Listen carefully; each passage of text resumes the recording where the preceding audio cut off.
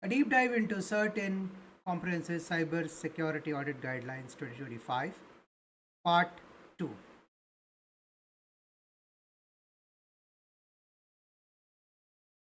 The scope.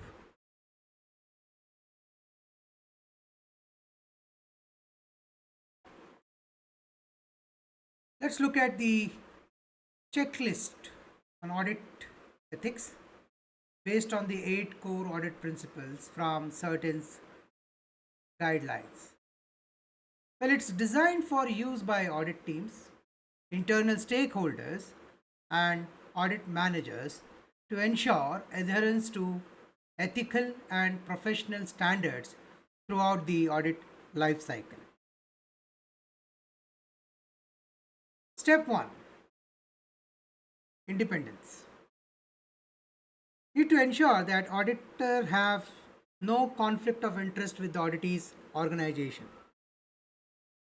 This is one of the important checklists before selection. The auditor payment is not tied to audit outcome or closure, should be taken care of or should be factored in. This ensures there are no conflict of interest. And the motivation is not based on the outcome. Need to ensure there are no pressures, coercions, or undue influence from auditee. If there are, that need to be reported. Any compromise on the independence has been reported to the CERT is one of the major requirements or important critical requirements in this space. Second part is objectivity. Audit findings are based solely on verifiable evidence and not assumptions. How the findings were arrived at. What is the source? What is the process? The steps taken. All need to be documented and evidence need to be there to support it.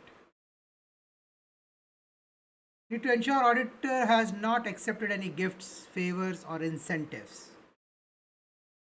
Auditor has maintained neutrality in judgment and communication. Is an important stepping stone. Integrity. The audit report should reflect the true state of the system. No overstatement or no understatement is expected in the report. And all the findings and observations have been disclosed truthfully. Professional skepticism. Need to ensure that auditor has questioned controls and not accepted verbal assurance without proof. And all assumptions have been verified through triangulation of evidence.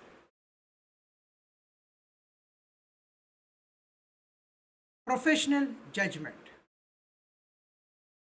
Need to ensure that the recommendations are realistic, are risk based, and are aligned with the specific business context.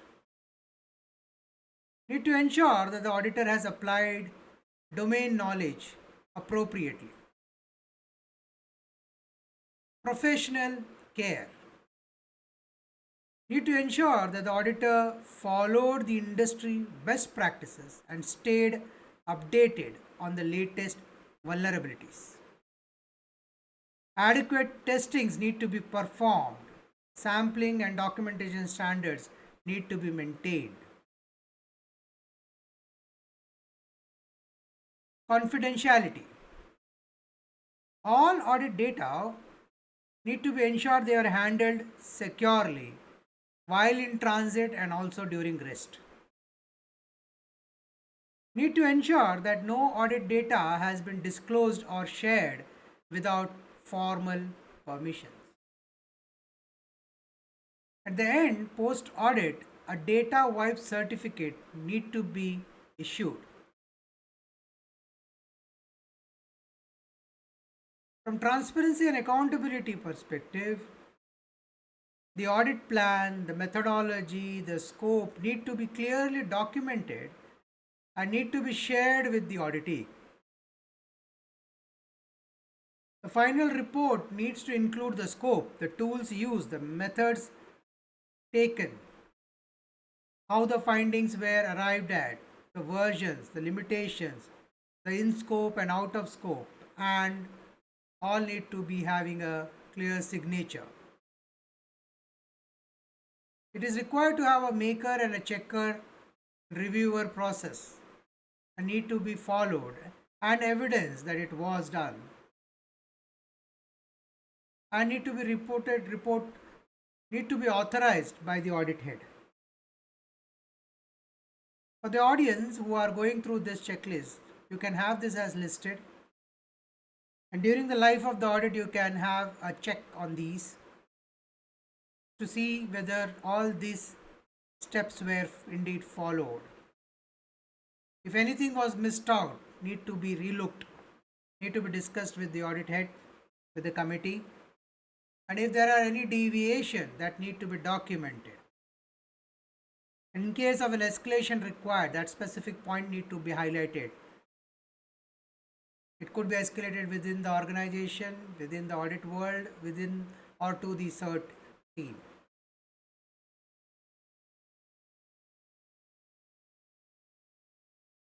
The CERT-In guidelines emphasize that cybersecurity audit must not be a tool-driven or a checklist-based exercise.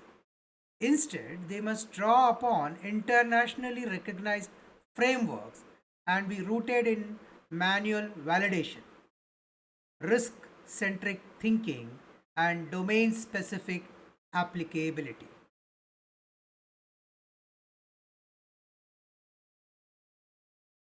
Now, why standards matter? Well, imagine doing a safety check on a car. You would want to follow a checklist designed by experts, not just look around the or under the hood randomly. Similarly, audit standards makes sure auditor don't miss important areas. Auditors are using the correct methods and auditors are reporting findings the right way. That's why standards matter. What are the applicable standards and frameworks? Well, they must align to few of them listed. There are many more, but these are generally how the steps has to be taken. Could be ISO standards, the cybersecurity audit baseline requirement, or OWASP framework, or OSS TMM, or CSA CCM. Let's go through it each. ISO standards, that's for information security, risk management, and secure software development. The cybersecurity audit baseline, it's published by CERT-In. This is the foundational benchmark for audit program. The OWASP framework includes web security testing guide, application security verification standards, mobile security testing guides, DevSecOps maturity model. So that's OWASP frameworks. The OSSTMM, or the Open Source Security Testing Methodology Manual. It's for penetration testing and security assessment. The CSA CCM is Cloud Security Alliance Cloud Control Matrix. It's essential for SaaS, IaaS, and hybrid cloud deployment. These are applicable standards and frameworks primarily.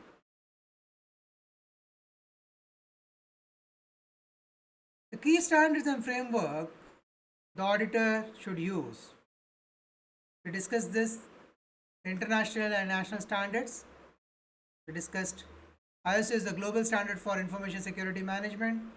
Cybersecurity is the published CERT. This is India's official baseline for audits. The OWASP is for testing web apps. The MSTG is for testing mobile. The ASVS is verifying secure coding. The OWASP DevSecOps maturity model is for checking the CI/CD pipeline security. The OSSTMM is for doing strong, structured security testing. And the CSA CCM is for checking how secure the cloud systems are. In addition to that, there are regulatory and government directions, which are all certain directions and advisories that are coming timely as and when. And any other rules from sectoral regulators could be RBI, IRDA, SEBI. These are all local government regulations for the country that all need to be followed, to be compliant with. The following are the strictly mandated, which is secure by design principles for software and application development. Audit program must verify compliance with CERT-In's 2022 directions under Section 70B of the IT Act. The common vulnerability scoring system and exploit prediction scoring system must be applied to all the findings. Vulnerability must be mapped to CVE and CWE database to ensure traceability and remediation prioritization. Auditors must verify if the applications were developed using secure coding guidelines. If not, the audit must not proceed. This avoids audits being used to validate inherently insecure or non-compliant system. So, if secure coding guidelines are not being used when you are developing an application, the audit stops there and then and not proceed further. That's something that we need to be conscious of if you are an auditor or an auditee.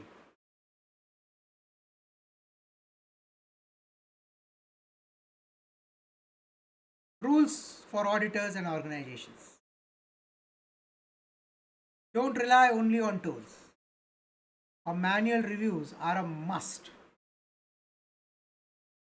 The OWASP top 10 or SANS top 20 alone are not enough. They are only the starting points. If an app is not developed using secure coding practices, auditors should refuse to audit it. Always check if the app is built with security in mind. If you notice it is not, we need to notify CERT-In about it.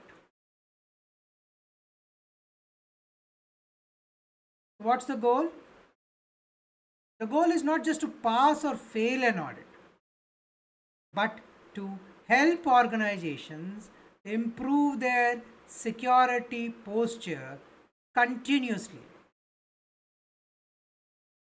The audit report must be written in clear language so even top management can understand the risk and take appropriate action.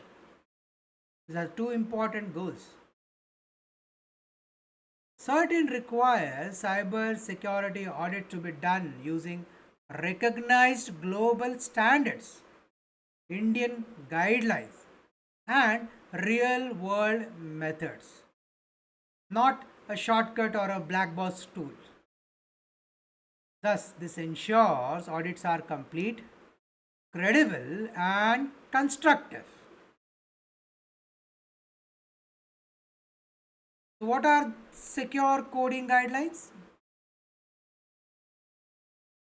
Well, when developer writes software or build their apps, it's like building a house. If the doors, the windows, and the locks are poorly designed, anyone can break in.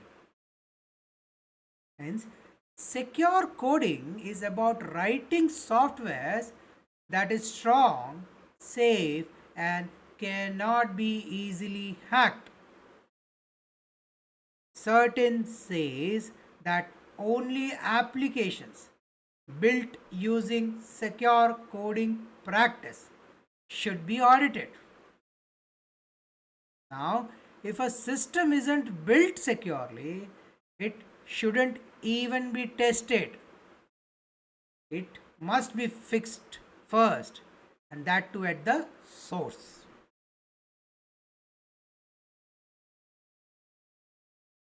So, why secure coding is important? Well, bad code can lead to data breaches or system crashes or loss of causing loss of trust and triggering some legal penalties. Secure code helps to protect the sensitive data, block any potential cyber attack, helps to build user trust, and more importantly, help pass any security audit smoothly.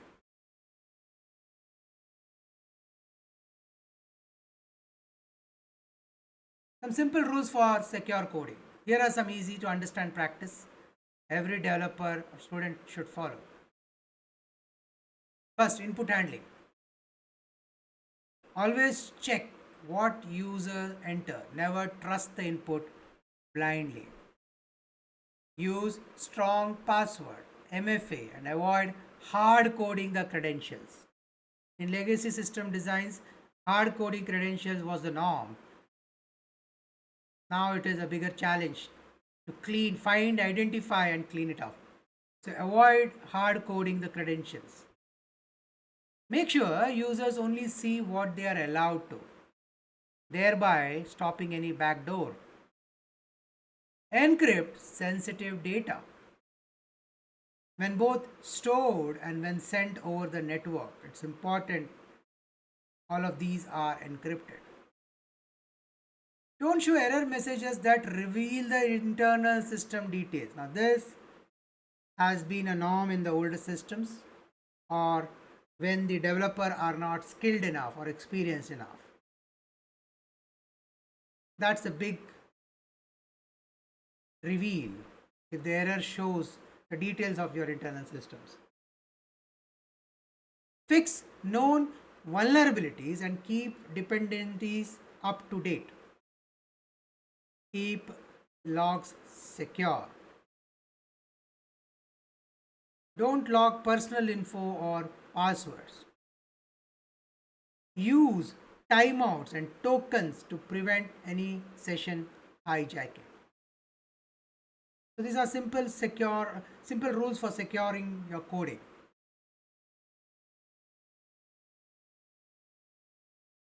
Developers should follow certain guidelines for secure application design, development, implementation, and operations. These are published on the certain websites. You can refer to those. Developers should follow OWASP secure coding practices. They need to follow security requirements as per ISO 2734 and other relevant framework.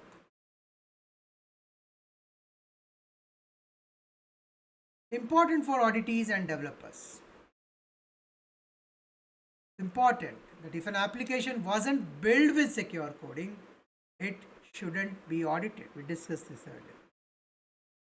Auditors must formally inform organizations and notify CERT-In if it is identified that the application was not built with secure coding as its primary principle. Security must be part of the design and development process and not something that you add later. Secure coding is about building software that's ready to face the real world. It's safe, reliable, and hard to hack. So, whether you're a student learning to code or a CTO leading product development, security must start with the first line of code.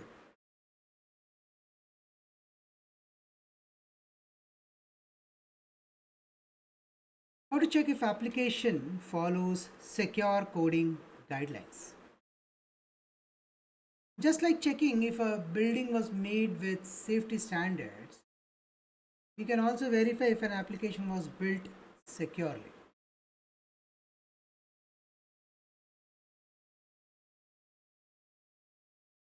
Well, starting off, ask for secure development artifacts and check if the development team followed a secure development lifecycle and produced the right evidence. Let's break it.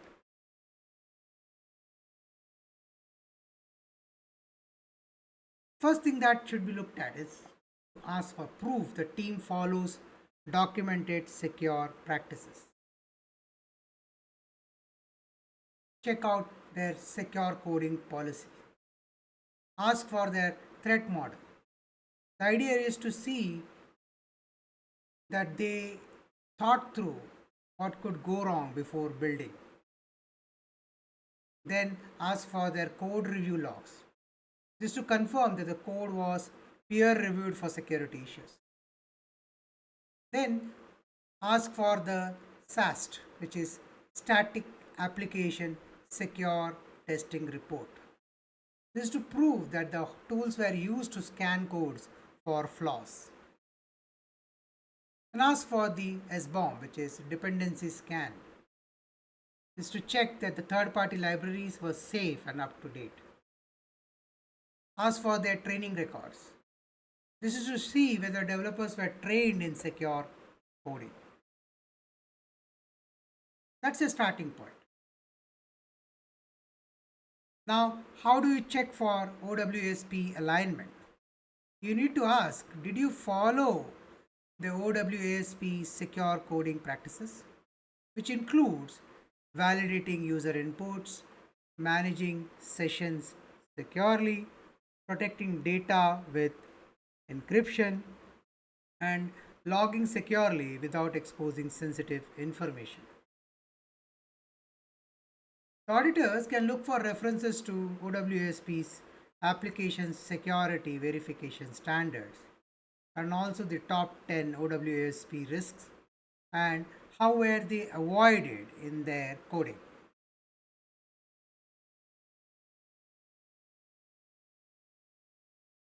Verify whether the SAST and the DAST were performed. SAST is static testing and DAST is dynamic testing. SAST scans code for known flaws before deployment, and DAST is tests running application for real-time vulnerabilities. Well, these scans should be mandatory before any release, and the report should be available when asked for. If not, it's a red flag. Look for secure coding in RFPs and contracts. Was it listed? Ask, did your RFP or tender for this app require secure development? Was this part of your RFP? If security wasn't a built-in requirement, that's a red flag. Next is check if the application vendors were contractually required to follow the CERT-In secure coding guidelines. Check if it was required to provide or vendors were required to provide the SAST and the DAST results. Check whether there was sign off on secure deliveries. Anything which is missing is a red flag, an indication that secure coding was not part of your strategy when the codes were built or applications were built. Review the code control and version practice. You need to ask, do you maintain version control using tools like Gits or anything that is applicable or available? You need to ask, do you tag releases that were tested for security? Do you have an audit trail for code changes? This specific ask helps trace what version was audited and if any insecure code was added later. Hence, asking is important. Interview developers and DevOps team. Ask them simple but pointed questions. It can be, how do you prevent SQL injection and XSS in your apps? What do you do when a new CV is published in one of your libraries? How often do you patch your dependencies? If they struggle to answer it, it may indicate security is an afterthought. Again, you need to ask to know. Some of the red flags that suggest insecure development. There is no SAST DAST report or are outdated. There are no documented secure coding policies, or there are no developer security training, or there are weak responses to OWASP related questions, and testing only in production or staging without proper design review, or apps are built in haste or outsourced without governance. You don't need to see the entire code base to check if secure coding was followed. Look for processes, policies, scan report, and proof of awareness. If these are missing, the application likely wasn't built securely, and as per CERT guidelines, shouldn't be audited at all. Stop at that point of time. Do not move forward.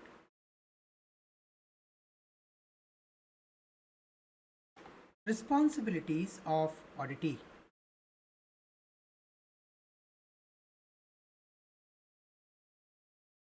The auditee organization, whether a ministry, bank, tech firm, or manufacturing unit, holds ultimate responsibilities for its cyber security. CERT-In lays down a detailed set of expectations divided across six domains. Domain 1, governance and oversight. The board and the top management must review audit plans, approve remediation measures, and include a summary of audits in its annual report. Internal audit must supplement external ones, ensuring round the year vigilance. Domain 2, risk acceptance and exceptions. Risk treatment decisions such as accepting the risk or avoiding the risk or mitigating vulnerabilities must be authorized by the head of the organization.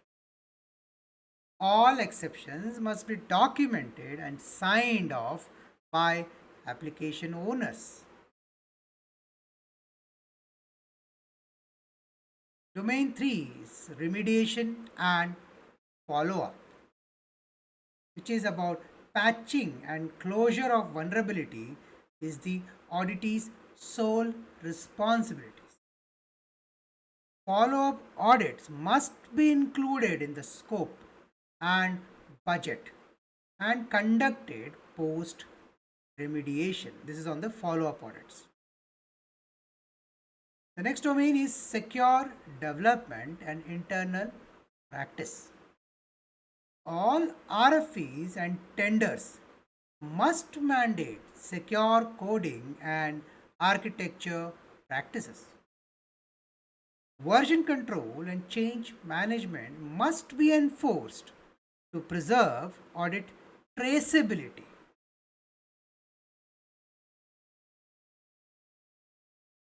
Asset and infrastructure security domain. It requires us to maintain a dynamic inventory of hardware and software assets. It requires to enforce MFA, least privilege access, secure configuration, and patch management. Remote access must be encrypted, tunneled, and logged.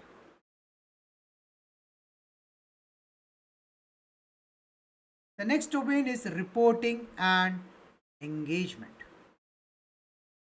wherein entry and exit presentation must be made to senior management. No code changes are allowed after issuance of the audit certificate. Applications, hash values, timestamps, and metadata must be captured for audit records. These requirements elevate the auditor's role from a passive subject of audit to an active cyber security stakeholder, accountable for its risk profile, its controls, and ongoing resilience.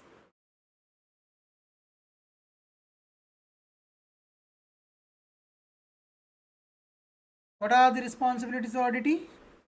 The auditee is the organization whose systems are being checked during a cyber security audit, like a school getting inspected for safety.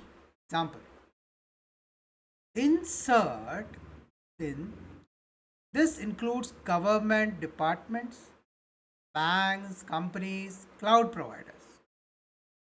While the auditor checks for problems, the auditee is still responsible for their own cyber security before, during, and after the audit.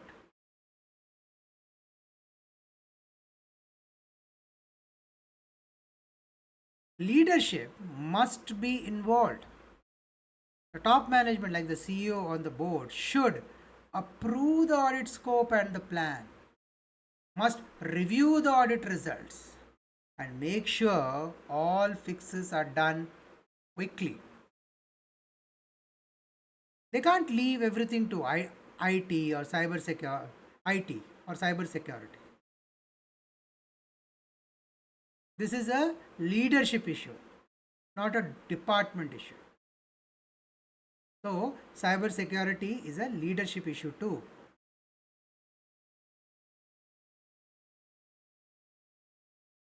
They need to fix the problems. That is, if audit finds vulnerabilities, the auditee must fix them.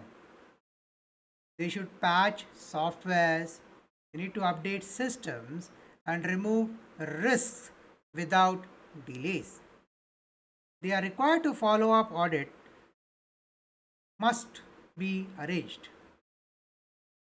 Basically, they need to have follow up audits to confirm that the fix post implementation has worked. The auditor finds the issues, but the auditee must solve them.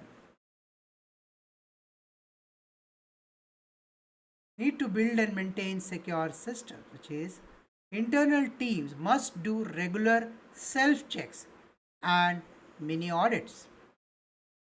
New apps must be built with secure coding. All remote access should be encrypted, logged, and protected with MFA. We need to maintain a clear inventory of all IT assets, right from laptop to servers to cloud accounts.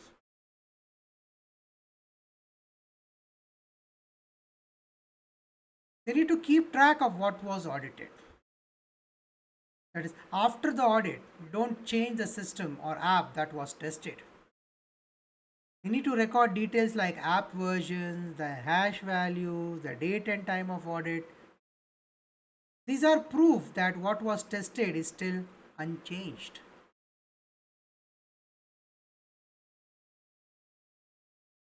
You need to handle outsource IT carefully.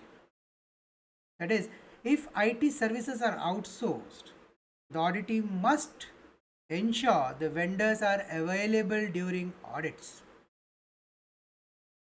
The auditee still takes full responsibility for any issues found. They cannot shift the blame. Ownership always stays with the auditee.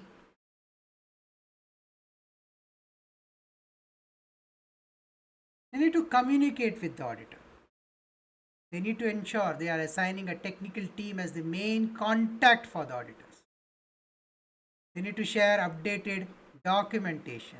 They need to ensure they have provided system access and timelines. They need to organize entry and exit meetings with senior leaders and the audit team.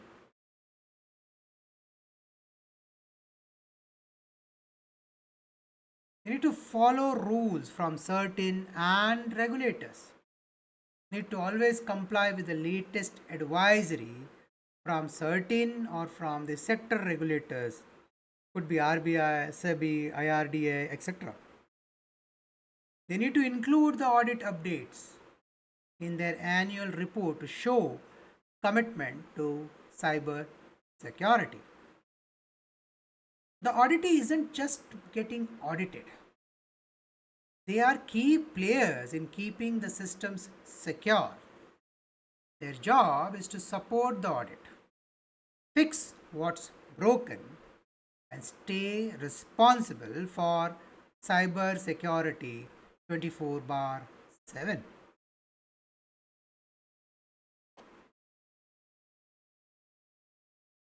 Responsibilities of the auditor.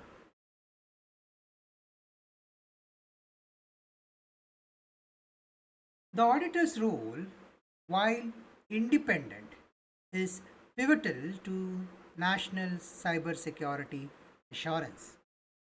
Certain mandates that auditor act as professional assessors, not as a service providers, and sets out detailed obligations for personal conduct, reporting, and data handling. First one is role and accountability. The auditor assesses the current state of security controls, identify any gaps, and recommends improvements. They are not responsible for implementing or maintaining any security controls, thus avoiding any conflict of interest. The second is conduct and competency. They must use only staffs declared to CERT-In via their required snapshot forms. The personnel must hold NDAs, should be trained in security technologies, and demonstrate maturity in handling executive decisions. Their background need to be checked and they are mandatory before fielding the staff. CERT-In bars the use of freelancers, interns, moonlighters, or staff serving notice periods. They're expected to have a professional behavior with good integrity, and domain expertise are required and they are non negotiable. From a data handling and confidentiality perspective, all audit data must be encrypted, stored only in India, and deleted securely after the project is closed. A data wipe certificate must be issued to the auditee post deletion. Only final audit report must be retained without the raw data and after obtaining written approval from the auditee. The use of audit data must comply with the policy guidelines for handling audit related data, which is listed in the certain websites. From communication awareness perspective, the entry and exit briefings are mandatory. Ongoing communications must continue post the audit to alert the auditee of any new threats or guidelines. There should be awareness sessions and it must be arranged periodically to build cyber literacy in client organizations. From a branding and representation perspective, the auditor must not misuse the CERT-In logo or project CERT-In as a party to any audit contract. Only the official statement, which is this organization is empaneled by CERT-In for information security auditing services, is permitted for use. Anything else is not.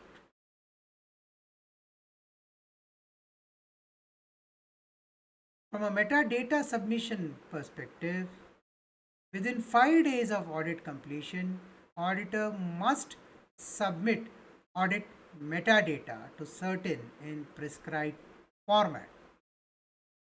This supports national capacity building and quality oversight.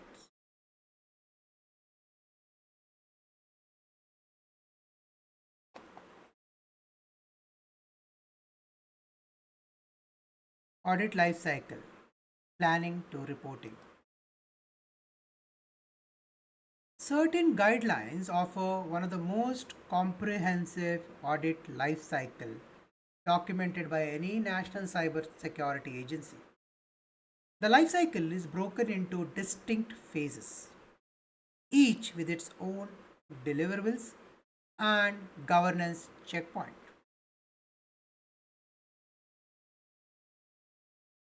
First is planning the audit. The scope must be jointly defined. Should cover production, UAT, and test environments. Should also include cloud, APIs, ICS, OT, and third party assets. Critical assets must undergo both DAST and SAST, and software developers must integrate SAST into development cycles. Entry meetings are held with CISO, IT, and audit leadership to align on objectives, tools, and timelines. Auditors must disclose all tools in advance and confirm no licensing or IPR violations. Risk-based scoping must consider asset inventory, recent incident, and system criticality.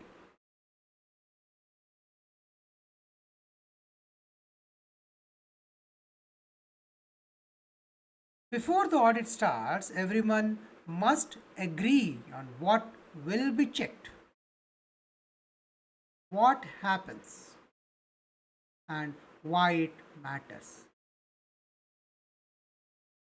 Well, first is defining the scope. Then next is confirming if critical assets are included. Then identify testing environment, whether it's production, staging, UAT. Next is finalize the audit timelines and methods. Then need to appoint a point of contact from the auditee side. Need to ensure third party vendors, if any, are ready to participate. Now, why it matters? Well, it helps prevent any confusion as the audit flows. It helps to ensure that the audit covers everything that matters and helps in aligning all the teams together. While performing the audit, the auditors must not be notified of sudden infra, must not be notified or must be notified of sudden infra hardening actions. Basically, when the audit is on, you can't change anything in the system.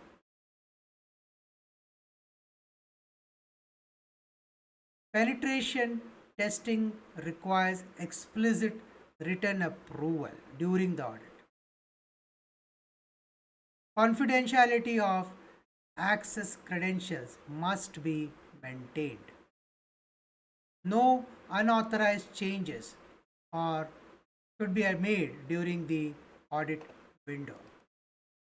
There's a correction here. So basically,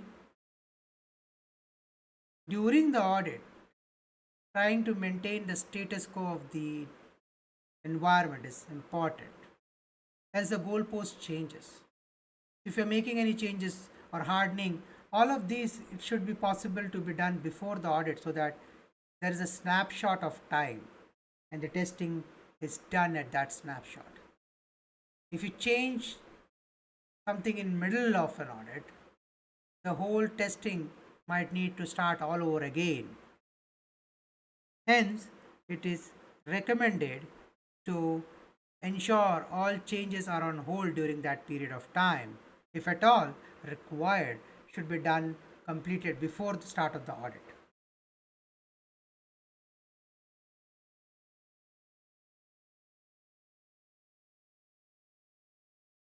Performing the audit is where actual testing happens. The auditor analyzes system for vulnerabilities and weak spots. So what happens? They run vulnerability assessment and penetration testing.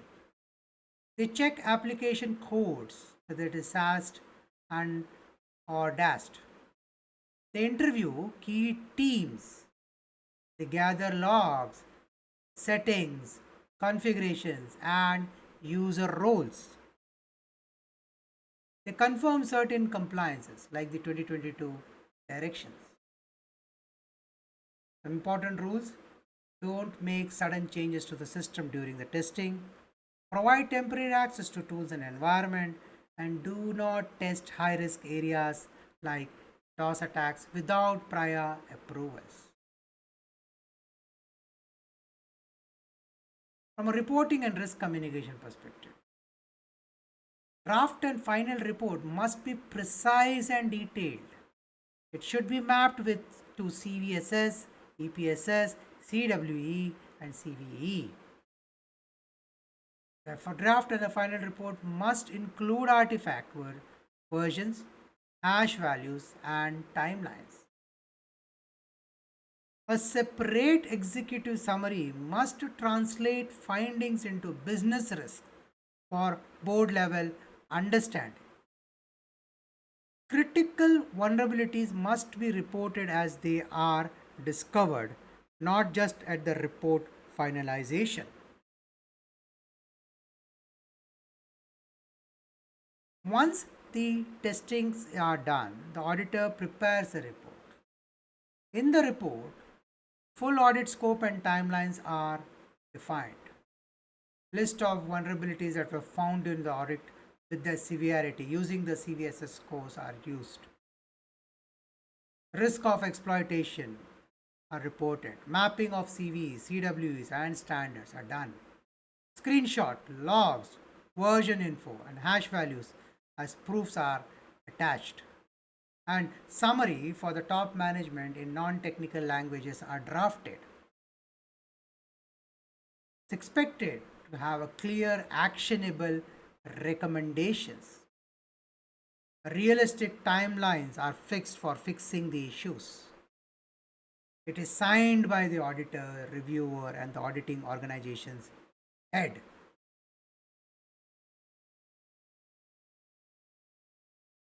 From a follow-up and closure perspective, final reports are issued only after vulnerabilities are patched and verified. A revalidation audit must be performed and documented. If audits are performed only in staging environment, the report must explicitly mention this limitation.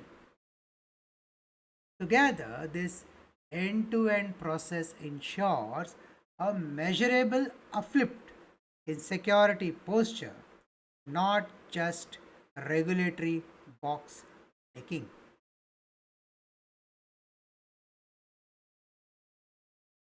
From a remediation and follow-up perspective, after the audit, it's time for the organization to fix the problem.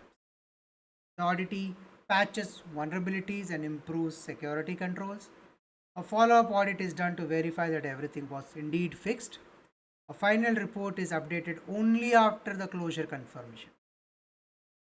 Special rules: well, if the audit was done only in staging environment, the report must say so clearly.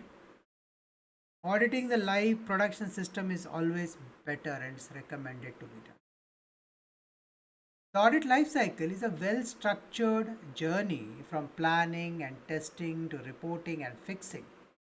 It thus ensures that digital systems are not just tested but truly improved.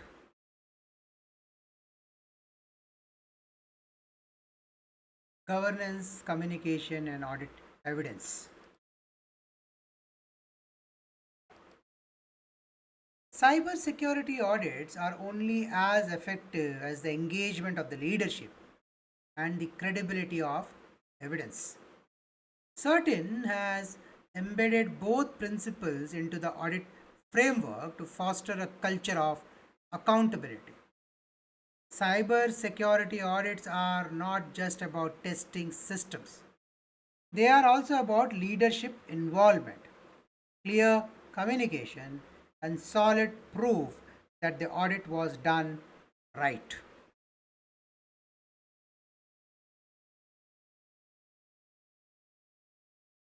Let's look at governance and board engagement. Audit engagement must begin and conclude with formal entry and exit conferences involving senior leadership. During onboarding, the auditor must brief the board and executive management on the scope and methodology, the risk profile of assets, expected timelines, and outcomes.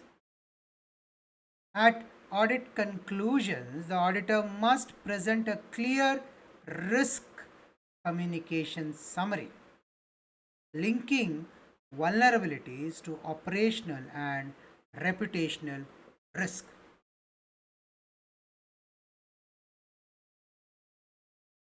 From a governance that's involving the leadership, just like school principal should be involved in a school inspection, senior management must be involved in cyber security audits.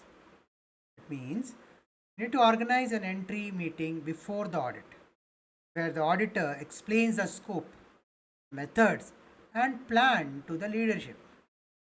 They also need to hold an exit meeting after the audit where key findings, risk, and recommended actions are shared with decision makers. We need to use the audit to drive real improvements, not just to check a compliance box. Why it matters? Well, when leadership is involved, cyber security becomes a priority, not just an IT issue. From a communication with IT governance function aspect, the audit report must be delivered to the designated point of contact via secure, password protected channels. Only official emails are to be used. Private email exchanges are prohibited. Ongoing professional relationships are encouraged post audit to track emerging risks and updates.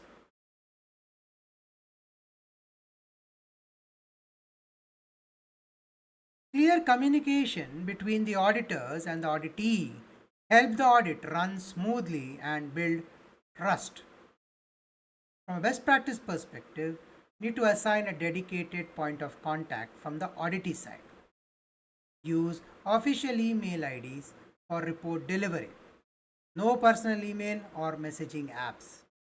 You need to share audit reports securely with encryption and passwords. You need to keep regular contact even after the audit is over to share updates, fixes, and new threats. Auditor must inform CERT-In about the audit details within 5 days of completion. This is mandatory and a requirement. From evidence and documentation perspective, working notes and all audit evidence, whether it's logs or screenshot or error dumps, must be appended to the report or securely stored as per NDA terms. Audit evidence must demonstrate both compliance and non-compliance with controls. If a forensic investigation was part of the scope, the report must highlight gaps in log availability. Need to recommend changes in log retention policy. They need to confirm if adversary footholds have been eliminated. Now, from an evidence perspective, proving what was done. Audit results must be backed by hard evidence, not opinion, no assumptions. What count as audit evidence? Well, logs, screenshots, system settings, code samples, version numbers, hash values of what was tested, SAST DAST report, proof of vulnerabilities and how they were validated, notes from interviews and walkthroughs. So, how was it handled or how to handle it? You need to store securely, share only with authorized people, delete securely after the audit.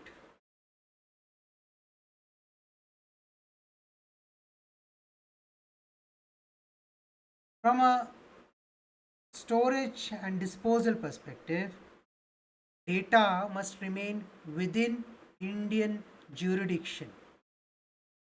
Data disposal must be documented and irreversible using forensic grade method. Auditor must issue a data wipe certificate confirming this.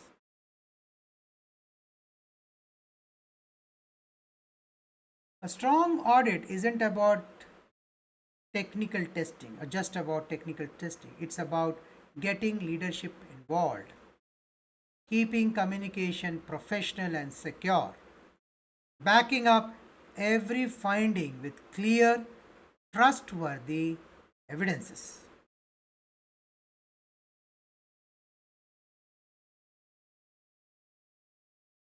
Penalties for non-compliance and enforcement. To uphold audit quality and deter malpractices, CERT-In enforces a graded penalty framework, combining corrective actions with sanctions. Cybersecurity audits are serious business, especially when they protect important systems like banks, government websites, or health records. So, what happens if someone doesn't follow the rules in this CERT-In guidelines? Well, CERT-In has created a graded penalty systems like a report card with consequences. This is to deal with mistakes, negligence, or unethical behaviors. Let's dive into that. First is watch list. This is issued for minor violations such as inadequate closure of non-compliances, poor sampling or vague findings, or first instance of certain data report failure. Action, a warning and a written commitment is required here.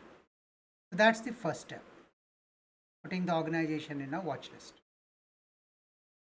Second is suspension. These are triggered by repeated audit planning failures or adverse client feedback, or there is missing critical vulnerabilities or non-compliance with reporting mandates. So, repeat cases, client feedbacks, missing to patch up or fix your critical vulnerabilities, or non-compliance with the mandate. Action could be suspension, revoked only after a formal review and corrective actions. It's suspensions. There could be, the next one is empanelment withdrawals. For serious violations such as audit fraud or unethical practices, substandard services or scope failures, digital break-ins or misuse of trust. CERT-In de-empanels the organization and notifies relevant authorities. This is empanelment, that means from the auditor's side. they should be removed from the empanelment. They cannot audit it.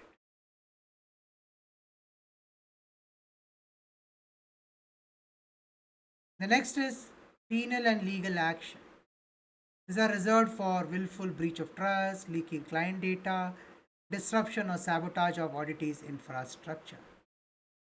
Action as per could be with as per IT Act, IPC, and other applicable Indian laws. Do note, all these are from an auditor perspective, auditing organization perspective. So, it could be on the watch list, or it could be a suspension for the auditor, or removal of being empaneled, or it could be penal and legal action. This framework ensures audit integrity is not negotiable, and both auditor and auditee treat the process with seriousness it demands. So let's look at the summary. Penalty level. Watch list and warning. You get first warning to fix your mistake. CERT-In asks for written commitment. Second is you're temporarily blocked from doing more audits until you fix major issues. It could be blacklisting as the third. You are removed from CERT-In's approved list of auditors. And the last is CERT-In may start legal proceedings.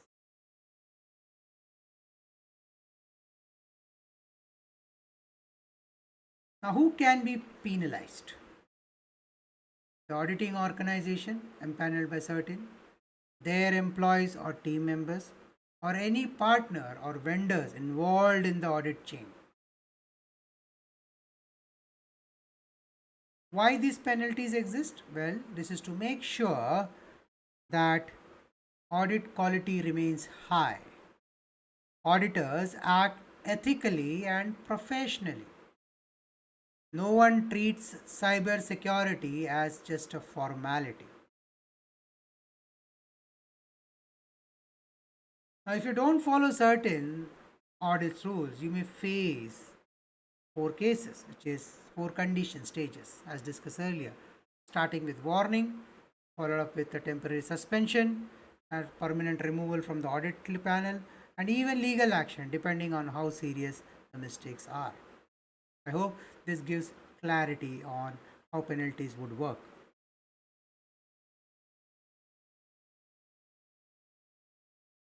With this, we have come to end of part 2. We covered the agenda in partial.